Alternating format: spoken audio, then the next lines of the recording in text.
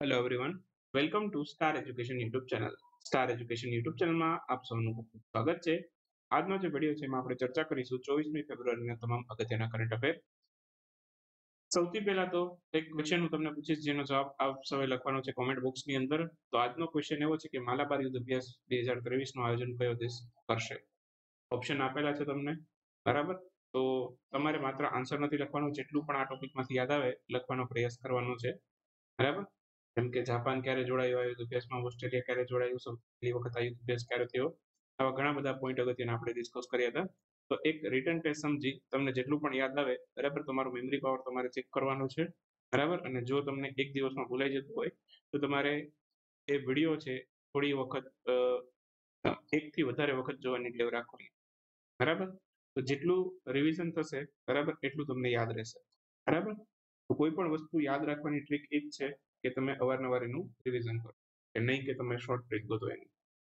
ચલો શરૂ કરીએ આજનો વિડીયો. 24મી ફેબ્રુઆરીનો કરંટ અફેર. સૌથી પહેલો ક્વેશ્ચન છે, હાલમાં જ રણજી ટ્રોફીનું ટાઇટલ કઈ ટીમે જીતેલું? રણજી ટ્રોફી છે 2023 નું ટાઇટલ સૌરાષ્ટ્રે અત્યાર સુધીમાં બીજી વખત જીત્યું. આમ જોવા જાવ આઝાદી પહેલાની વાત કરો તો ચોથી વખત થાય, અને આઝાદી પછીની વાત કરો તો બીજી વખત થાય. અને એકચ્યુઅલમાં સૌરાષ્ટ્ર નામ જ્યારથી મળ્યું ટીમને એ પછી તો બીજું ટાઇટલ છે. એ પહેલા સૌરાષ્ટ્રની એક બે ટીમ હતી જે આની અંદર મર્જ થઈ ગઈ સૌરાષ્ટ્રની અંદર, તો એ પછી ત્યાં સૌરાષ્ટ્ર નામ મળ્યું, બરાબર? પણ એ બધું અગત્યનું નથી, બરાબર? આઝાદી પછી આ બીજું ટાઇટલ છે, બરાબર, રણજી ટ્રોફીની અંદર સૌરાષ્ટ્રની.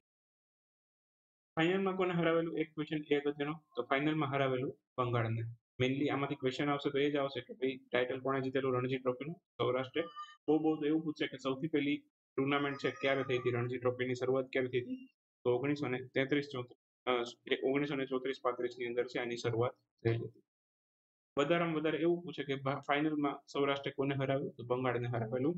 બહુ તો એવું પૂછશે કે આના સૌરાષ્ટ્રની ટીમના કેપ્ટન કોણ હતા? તો કે ઉનડકડ છે કેપ્ટન હતા, બરાબર? અને બાકી અગાઉ છે સૌરાષ્ટ્રની ટીમે આ ટુર્નામેન્ટનું ટાઇટલ 19-20 જીત્યું હતું. ક્લિયર અહીં સુધી? બાકી સૌરાષ્ટ્રની ટીમ છે આ પહેલા ચર્ચામાં આઝાદી પહેલા છે એને સૌરાષ્ટ્રની ટીમે 2 ટાઇટલ જીત્યા હતા, પણ એ વખતે ટીમનું નામ સૌરાષ્ટ્ર નહોતું. એક નવાનગરની ટીમ હતી, બરાબર, એને 36-37 ટાઇટલ જીત્યું હતું, અને એક વેસ્ટર્ન ઇન્ડિયા ટીમ હતી એને 43-44 ટાઇટલ જીત્યું હતું. એ સમયે આનું નામ સૌરાષ્ટ્ર નહોતું, એટલે આપણે એમ ગણી શકીએ કે સૌરાષ્ટ્રની ટીમનું આ બીજું ટાઇટલ છે. બાકી સૌથી વધુ વખત મુંબઈ ટાઇટલ જીત્યું છે એ પણ આપણે યાદ રાખીશું. હાલમાં જ બંધારણનો અનુચ્છેદ 93 છે ચર્ચામાં છે. તો આ અનુચ્છેદ નંબર 93 છે, બરાબર, એ શેને લગતો છે? આ લોકસભાના અધ્યક્ષ અને ઉપાધ્યક્ષને ચૂંટણીને લગતો અનુચ્છેદ છે. એક અલગથી મેં વિડીયો પણ પબ્લિશ કર્યો હતો, બરાબર? તો એની અંદર બધી જ માહિતી મેં તમને કીધેલી છે કે ભાઈ આ બંધારણનો અનુચ્છેદ શા માટે ચર્ચામાં છે. છતાં પણ અહીંયા કરંટ અફેરની સાથે સાથે પણ આપણે એ પોઈન્ટને ડિસ્કસ કરી લઈએ. જેમ કે અનુચ્છેદ નંબર 93 છે એ લોકસભાના અધ્યક્ષ ઉપાધ્યક્ષની ચૂંટણી સાથે સંબંધિત છે. શા માટે ચર્ચાનો વિષય બન્યો? કેમ કે 2019 પછી છે અત્યારે ઉપાધ્યક્ષ છે ચૂંટણી કરવામાં નથી આવી. તો કેન્દ્ર સરકાર ઉપર પ્રશ્ન ઉભો થાય છે કે શા માટે ચૂંટણી નથી કરાવેલી? કેમ કે અહીંયા બંધારણના એક અનુચ્છેદનું ઉલ્લંઘન થાય છે. અનુચ્છેદ એમ કહે છે કે લોકસભાની અંદર અધ્યક્ષ ઉપાધ્યક્ષ બંને હોવા જોઈએ, બરાબર? તો અહીંયા અનુચ્છેદ નંબર 93 છે એનું ઉલ્લંઘન થાય છે. અધ્યક્ષ છે પણ ઉપાધ્યક્ષ નથી. અધ્યક્ષ કોણ છે? અત્યારે ઓમ બિરલા છે, બરાબર, અને એની ચૂંટણી તો 2019 બરાબર, કેમ કે અધ્યક્ષ વગર તો લોકસભા ચાલે નહીં. પણ ઉપાધ્યક્ષની સીટ કેમ વેકેન્ટ છે? પ્રશ્ન એવા ઉભા થાય છે અત્યારે, બરાબર? તો સુપ્રીમ કોર્ટે આ બાબતની તપાસ કરવાનું કીધું. તેમજ આ ચૂંટણી ન કરવા, ઉપાધ્યક્ષની ચૂંટણી ન કરવા પાછળના કારણો મંગાવ્યા સુપ્રીમ કોર્ટે. બાકી રાજ્યની વિધાનસભાઓમાં પણ એવું છે. 5 રાજ્યની વિધાનસભા એવી છે કે જ્યાં અત્યારે ઉપાધ્યક્ષની ચૂંટણી કરેલી નથી. 5 રાજ્ય કયા છે? મધ્યપ્રદેશ છે, રાજસ્થાન છે, ઉત્તરાખંડ છે, ઉત્તર પ્રદેશ છે અને ઝારખંડ છે. અહીંયા વિધાનસભાના ઉપાધ્યક્ષની ચૂંટણી નથી કરેલી, ત્યાં પણ ખાલી અધ્યક્ષ જ છે. સેમ લોકસભામાં છે એવું જ અહીંયા વિધાનસભાની અંદર છે. વિધાનસભાની અંદર છે, બરાબર, અનુચ્છેદ નંબર 178 એવું સૂચન કરે છે કે વિધાનસભામાં પણ અધ્યક્ષ ઉપાધ્યક્ષ બંને હોવા જોઈએ. પણ ઘણા રાજ્યોએ ઉપાધ્યક્ષની ચૂંટણી નથી કરાવેલી. આ 5 રાજ્યોનો એમાં સમાવેશ થાય છે. આ બધા પોઈન્ટ છે પરીક્ષાની દ્રષ્ટિએ બહુ અગત્યના છે, બરાબર? નાના પોઈન્ટ છે પણ પરીક્ષામાં અહીંથી પ્રશ્નો થઈ શકે.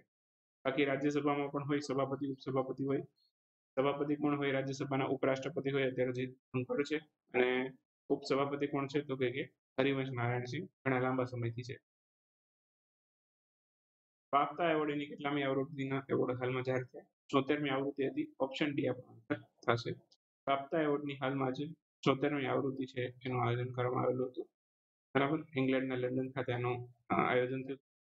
બાકી એમાં બેસ્ટ ફિલ્મ કઈ બની? All twist on the western front આઈની બેસ્ટ ફિલ્મ બનેલી હતી. લીડિંગ એક્ટરનું એવોર્ડ મળ્યો કેટ બ્લેન્કેટને, બરાબર, ટાર મૂવી માટે. લીડિંગ એક્ટરનો એવોર્ડ મળ્યો અસ્ટિન બટલરને, એલ્વિસ મૂવી માટે મળ્યો છે.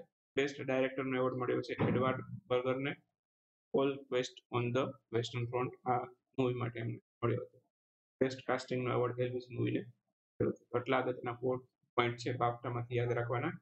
બરાબર, એટલા મને નથી લાગતું આમાંથી બહુ ક્વેશ્ચન આવશે.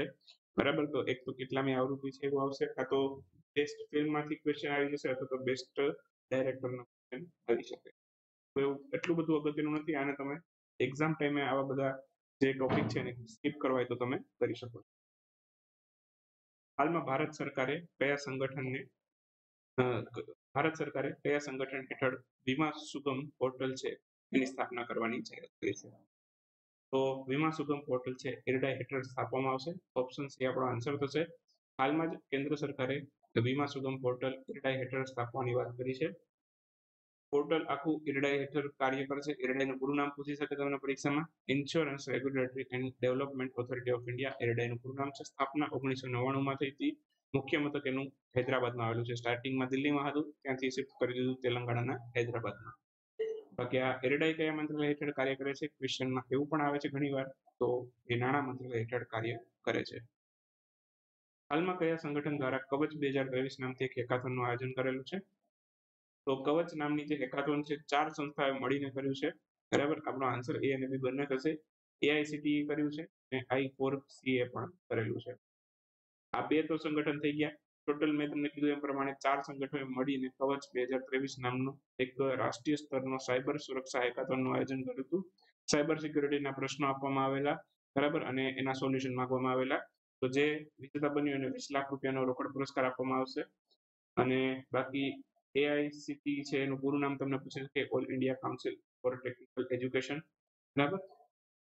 BPR&D એટલે કે bureau of police research and development, બરાબર, બંને મળીને આયોજન કર્યું. શિક્ષા મંત્રાલય અને I4C બધાએ મળીને આયોજન કર્યું. I4C કેના માટે છે?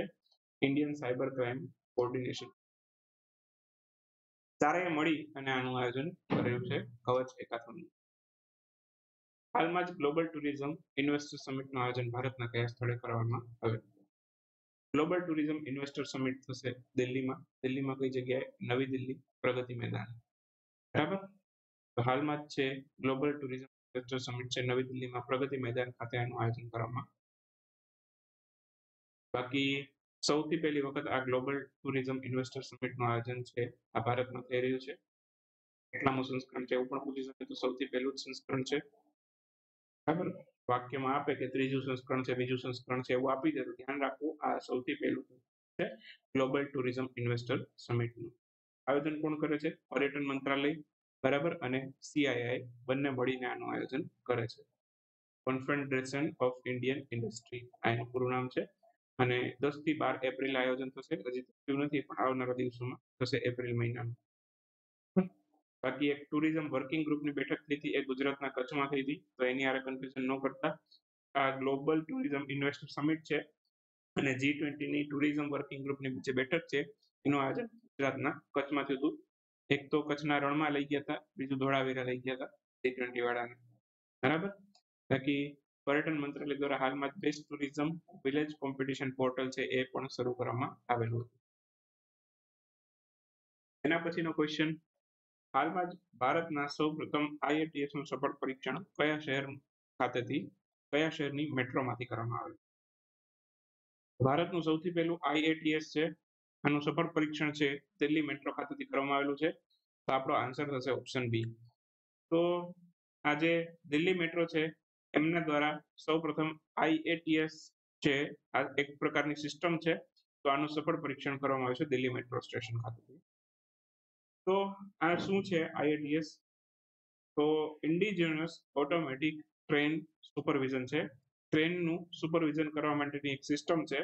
તો આ ડેવલપ કોણે કરી છે? દિલ્હી મેટ્રો રેલ કોર્પો અને ભારત ઇલેક્ટ્રોનિક્સ લિમિટેડ બંને મળીને આનું ડેવલપમેન્ટ કર્યું છે. બાકી એક બહુ જ અગત્યનો પોઈન્ટ તમને પરીક્ષામાં પૂછે, બરાબર, કે ભાઈ મેટ્રો ટ્રેન છે એ કયા મંત્રાલય હેઠળ કાર્ય કરે છે? અને રેલવે મંત્રાલય સૌથી પહેલું જ લખ્યું હોય ને બધા મોટા ભાગના રેલવે મંત્રાલય લખીને આવે, પણ ધ્યાન રાખજો, બહુ અગત્યનો પોઈન્ટ છે. રેલવે છે, મેટ્રો ટ્રેન છે, બરાબર, એ આવાસ અને શહેરી બાબતોના મંત્રાલય હેઠળ આવે છે, બરાબર, રેલવે મંત્રાલય હેઠળ નથી આવતી. આ ખાસ ધ્યાન રાખજો. GPSC પ્રશ્ન પૂછશે ને મોટા ભાગના બધા જ રેલવે મંત્રાલય લખીને આવશે, બરાબર. વાક્યમાં ખાલી એક જ સેન્ટેન્સ નો આન્સર હોય, પણ આમાં મોટા ભાગના ભૂલ કરીને આવે, બરાબર. એટલે આ બધું આપણે ડીપમાં ચર્ચા કરતા હોઈએ ને ત્યારે આ બધું પોસિબલ થાય. ચલો હવે ક્વિક ન્યૂઝ ની વાત કરી લઈએ. ક્વિક ન્યૂઝમાં સૌથી પહેલો ક્વેશ્ચન, પોલીસ પબ્લિક મેળાની 33મી આવૃત્તિનું ઉદ્ઘાટન કોણે કરેલું? તો આ જમ્મુ કાશ્મીર ખાતેથી કર્યું છે. લેફ્ટનન્ટ જનરલ મનોજ સિન્હાએ આનું ઉદ્ઘાટન કર્યું છે. બાકી લદ્દાખના પણ બદલાઈ ગયા, ખબર ને? બ્રિગેડિયર BD મિશ્રા છે એ લદ્દાખના નવા ઉપરાજ્યપાલ બની ગયા. પેલા RK માથુર હતા, હવે એ થઈ ગયા છે. ભારતીય વાયુસેના માટે બાયો એવિએશન ટર્બાઇન ફ્યુઅલ છે કોણ પ્રદાન કરશે? તો બાયો એવિએશન ટર્બાઇન ફ્યુઅલ છે, બરાબર, આ એક પ્રકારના બાયો પ્રોડક્ટ માંથી બને, જેમ કે પ્રાણીઓના મળમૂત્ર, ખાલી એ જ નહીં, બરાબર, જે કૃષિનો વેસ્ટ હોય છે, બરાબર, તો એમાંથી પણ બાયોફ્યુલ બની શકે, બરાબર. બાકી જે સડેલા મૃતદેહો હોય એમાંથી પણ બાયોગેસ બનતું હોય, બરાબર. તો આવા બધામાંથી છે બાયોગેસ આપણે બનાવી શકીએ છીએ. તો બાયો એવિએશન ટર્બાઇન ફ્યુઅલ છે, બરાબર, એ ભારતીય વાયુસેનાને પ્રદાન કરશે Mangalore refinery and petrochemical limited, અને આ ONGC અંતર્ગત ચાલે છે, તો એ પણ યાદ રાખીશું, ONGC. ભારતની સૌપ્રથમ કોસ્ટગાર્ડ એકેડમીની સ્થાપના કયા સ્થળે કરવામાં આવેલી? તો એ પણ મેંગલોરમાં સ્થપાયેલી છે. ભારતની સૌથી પહેલી કોસ્ટગાર્ડ ક્યાં સ્થપાઈ? તો કે મેંગલોરમાં.